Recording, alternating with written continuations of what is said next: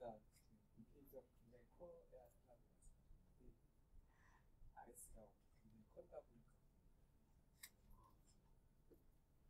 저희는 동의해요? 동의해요? 혹시 다른 의견 없어요? 다른 의견? 그럼 나의 구애받지 말고 조윤 씨나 우리 이윤태 씨는 다른 의견 없어요? 근데 이게 이걸 봤을 때 실제 이럴 수도 있잖아요. 실제 이럴 수도 있는데 뭘 보고 걔가 인테리어가 크다 그래서 말했어요. 실제 이럴 수도 있는데.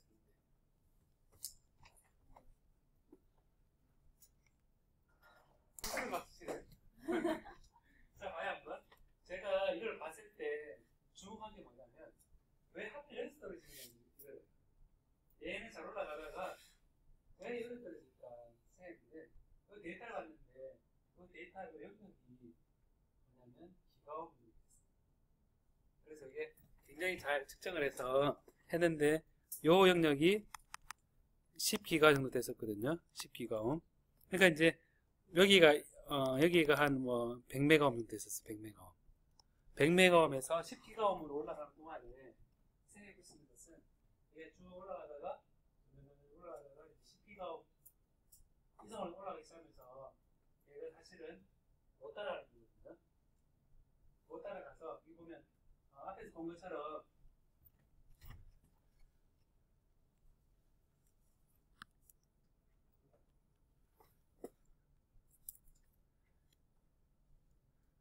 본 것처럼 여기서 이제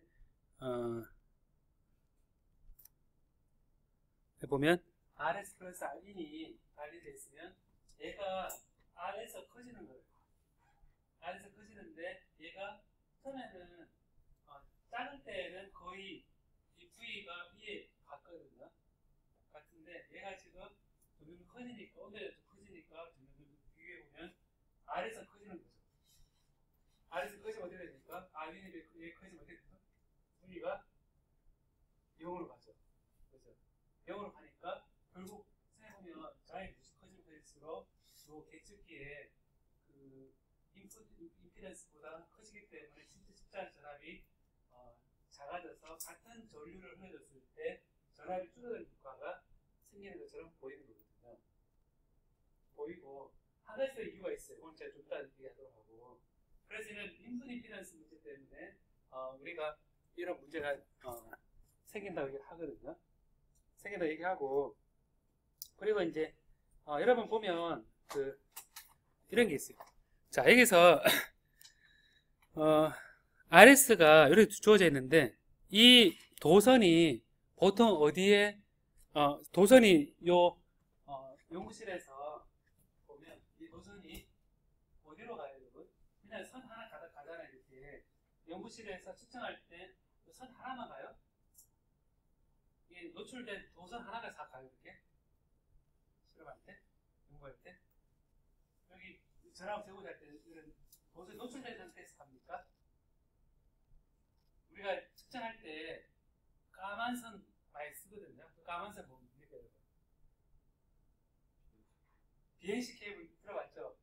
BNC 케이블 들었는데 BNC 케이블은 중간에 신이 있고 가에 뭐가 둘러싸여 있으니까 절연체 둘러싸여 있고 또 가에 접지선이 같이 가 있죠.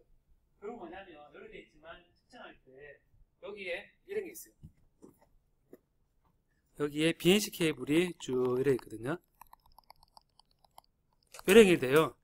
요령이 되고 노이즈를 줄이기 위해서 많은 경우에 여기다 접지를 이래 하죠. 그죠? 여기 접지를 합니다. 그래서 BNC 케이블로 둘러싼 도선으로 이렇게 해서 측정하게 되는데 얘가 너무 커버리면 어떤 효과가 생기냐면 여기에 도선이 있으면 신호선이죠. 그죠? 신호선인데 이 신호선이 있으면 여기에 그라운드 돼 있으면 요 주위에 BNC 케이블 주위에 뭐가 있습니까, 여러분? 피복이 있고 절연체가 있죠. 절연체가 있으니까 얘는 요 도선과 그라운드 사이에 뭐가 있다고 얘기할 수 있습니까? 캡이 있다고 생각할 수 있겠죠. 캡이 있다고 생각할 수 있어서 우리가 측정을 할 때 결국 어떻게 되냐면 이거를 케이블 따지면 이렇게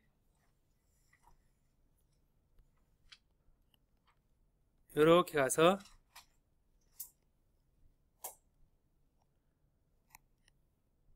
그런데 여기 캡이 있어서 이거와 마찬가지입니다. 그러니까 이게 뭐냐면 여기 이제 얘를 이제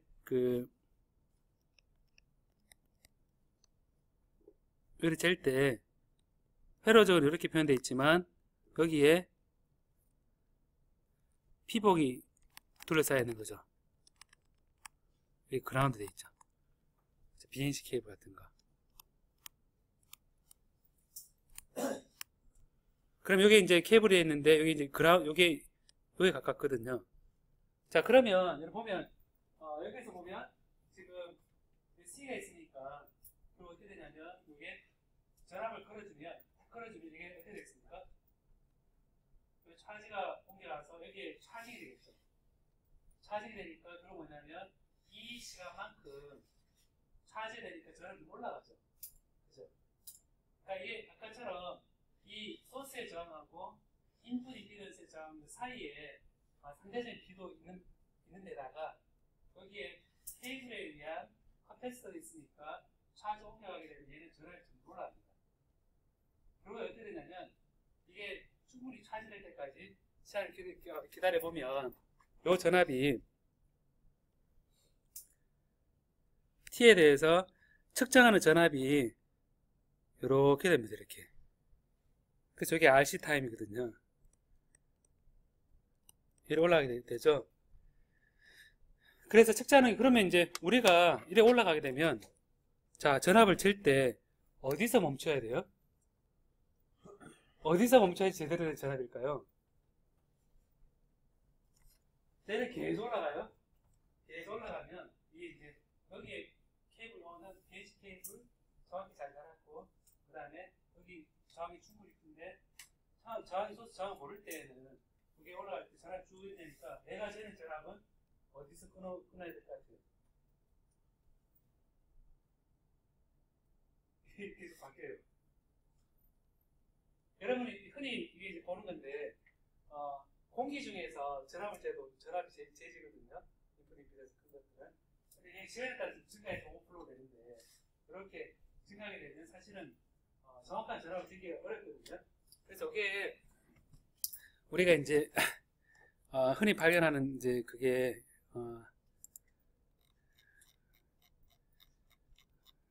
시간에 대해서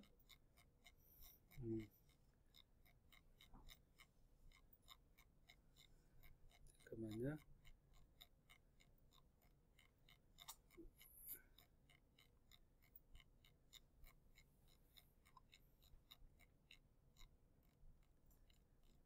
잠깐만.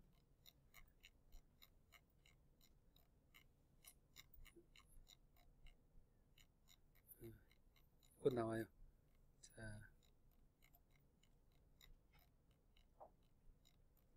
방금 제가 얘기하는 것들이거든요. 있으면 자, 봐요. 자, 여기 보면 2-8에 어떤 볼티지 리스타일을 보는데 션트 커패시턴스라는 케이블에 그라운드 시켜줘서 거기에 이쪽 커패시터 있으면 여기 전압이 파이널 밸류 있으면 쭉 가서 되는데 1RC 타임일 때 1RC 타임일 때 션트 커패시턴스 RC 타임일 때 전체 63% 100%의 63%를 해요. 여기서 1RC 타임 돼 있는데 이 RC 타임이 제법 크거든요. 보면 타임 컨스탄트 돼 있는데 예를 들어서 아까 10기가옴 얘기했었죠, 그죠? 10기가옴에 션트 그러니까 100피코페르시예요. 아까 여러분 라킨 앰플리파이어 했을 때 25피코페르시였죠, 그죠? 아까 보시는 근데 100피코페르시예요. 그럼 RC 타임이 얼마나 되는 겁니까? 10기가옴이면 이게 10에 10섭, C는 10에 마이너스 10섭. 그러니까 RC 타임 얼마입니까? 1초죠. 1초면 1기가옴, 10기가옴에 션트 100피코페르시면 1초 후에 올라가는 전압이 전체 전압의 몇 퍼센트라는 겁니다. 63%거든요. 63%니까 이거 봐요 한번. 63%니까 전체 전압이 RC 타임이 있을 때, 자, 그대로 바꿔서 1초 후에 63%, 2초 후에 80%, 3초 후에 95%. 이래 있는데, 여러분 만약에 RC 타임이 10초다. 그럼 10초 후에 63%, 20초 후에 86% 이래 되죠. 그럼 여러분 아까 제가 원래 데이터를 들어와서 쭉 올라가잖아요, 그죠? 그럼 10기가옴에 이렇게 있을 때 저항을 잴 때 보통 어떻게 쓰냐면 저를 흘려주고 금방 보통 많이 재거든요. 전압을 잰다 했을 때 딱 갖다 댔어야 하잖아요, 그죠? 딱 갖다 얼마 이래 있는데 10초 동안 기다려 되는 사람 잘 없거든요. 그죠? 딱 바로 재잖아요. 마음 급해 죽겠고 온도 딱 바뀌고 있고 이러니까 바로 재거든요. 결국 뭐냐면 저항이 커지면 RC 타임이 같이 커지죠. 그죠? 온도가 내려가면, 그래서 여기서 아까 이제 그 문제가 이제 다시 나오는 거거든요. 뭐냐면 여기서 저항이 커지면 RC 타임이 커져요. 이렇게 커지니까 전압을 잴 때 만약에 전류 흘려주고 1초 후에 잰다, 전압을 잰다. 그 생각해보면 1초 후에 1기가옴일 때는 63%였는데 10기가옴일 때는 1초는 RC 타임도 RC 타임도 커져 있다는 거죠. 결국 뭐냐면 저항이 커지면 커질수록 개인 측기의 RC 타임보다 상대적으로 작은 시간 내에 측정하는 거죠. 그죠? 뭐냐면 저항이 커지면 얘가 같은 시간에 전류를 흘려줘도 개인 측기가 있는 거는 항상 더 작은 값을 입니다. 좀 더 많이 기다려야지 원하는 전압에 가까운 거거든요. 그래서 션트 커패시턴스 때문에 얘가 RE, 인풋 임피던스보다 작은 거, 작아지기 때문에 이게 떨어지고, 또 다른 의미로는 방금처럼 션트 커패시턴스이기 때문에 전류 흘려주고, 보통은 프로그램을 어떻게 보통 짜냐면 전류 흘려주고 1초 후에 뭐 전압을 잰다거나 전류 흘려주고 10초 후에 전압을 잰다거나 보통 시간을 정해놓고 하게 되거든요. 그렇겠죠, 여러분?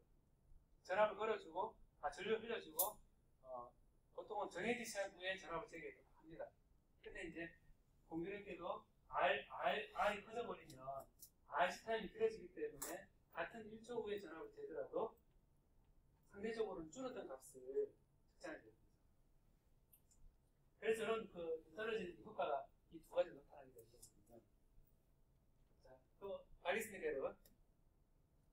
실전 문제죠, 그죠? 실전 문제인데, 그 다음에 이제, 한 가지 더 문제를 볼게요. 이제 10기가옴이라 그랬잖아요, 그죠?